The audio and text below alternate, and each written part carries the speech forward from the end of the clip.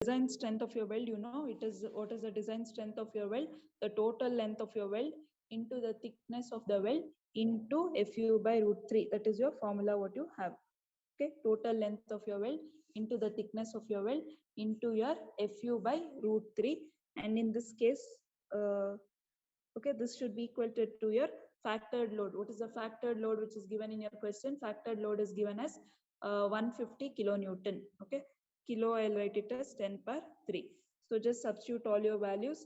What is length of the weld is not known because they've given L1 and L2, so I cannot find it. Into the thickness of the weld, I found out in your previous step. So the thickness of the weld is 3.5 mm. Okay, 0.7 into S will give you the thickness of the weld. That is nothing but 3.5 mm.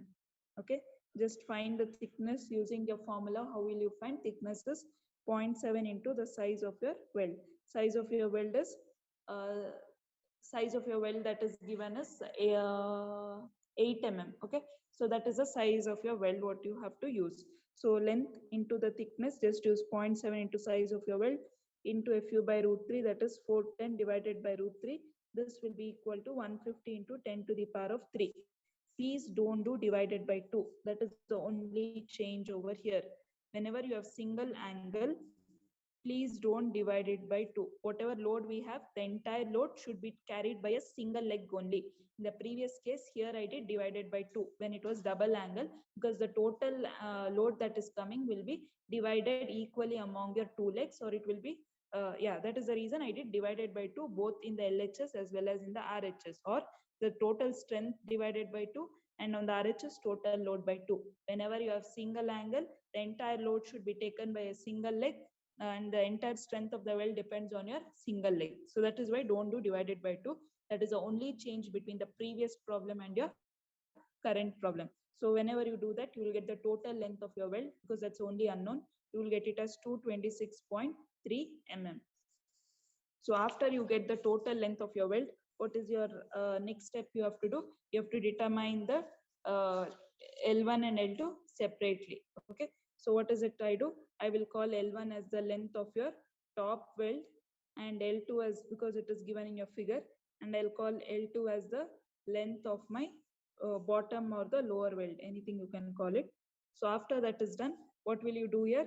You have to use the formula force into the perpendicular distance, okay, is equal to force into the perpendicular distance. So instead of like this force should be taken first for your top weld, and this on the RHS, that force you have to take it on your bottom weld, or in other words, like if you just come back to the figure, okay, so force into the perpendicular distance. Okay, so first what will you take for this one? Force on the top weld will be this value, that is L1 into 22.7, which is your CXX value. That is equal to L2, okay, L2 into this perpendicular distance. This will be how much it will be? The total length of your leg is 80, so this value will be 80 minus your 22.7. I think you will get around 57.3. Okay, so this is how we have to do force into perpendicular distance. Where is the force acting? Along the length of your weld. So L1 into 22.7 is equal to L2 into 57.3, or 80 minus total length minus this value. Okay, so if you just try to do that, you will get this as L1 into 22.7 is equal to L2 into 57.3. So keep one term in terms of the other.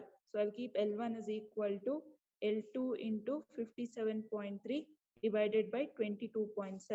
So you'll get L1 is equal to 2.52 in terms of L2. Call it as first equation. Then we know that LW is equal to 226.3.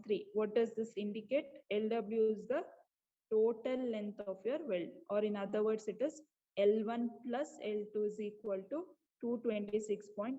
I'll just call it as your equation number 2. I will substitute equation 1 in equation 2. So what will happen? 2.52 L2 plus L2 will be equal to 226.3, or 3.52 L2 will be equal to 226.3. Okay, so just solve it in your calci. You will get L2 is equal to 64.3 mm. Okay, then in one of the equation you can substitute now. What is L1? L1, if you need, L1 is from this equation, it is 2.52 times your L2, which is 64.3. You'll get your length L1 as 162.04 mm. So in the last, therefore, the total length of the weld, you have to just conclude in that, because design of welded problem, last step should end with the total length of the weld and the length of your individual welds. Therefore, LW is equal to 226.3 mm, L1 is equal to 162.04 mm, and L2 is equal to 64.3 mm. Okay, so with this, we complete your second module, both the first and second part. First part of your module 2 was on your bolted connections. Second part of your module 2 was on your welded connections. And this is the lengthiest module in your complete syllabus, module number 2, as well as the most important module, because in your remaining modules, we'll definitely be using one or two step on your connections. So maybe we'll use bolted or welded, because next modules we have design of members. So whenever we design member, one step in the design of member will be design of connections. So this is like a base module. That is why I've purposely gone slowly, as well as I'm sharing the notes daily so that you can write down in your notebook.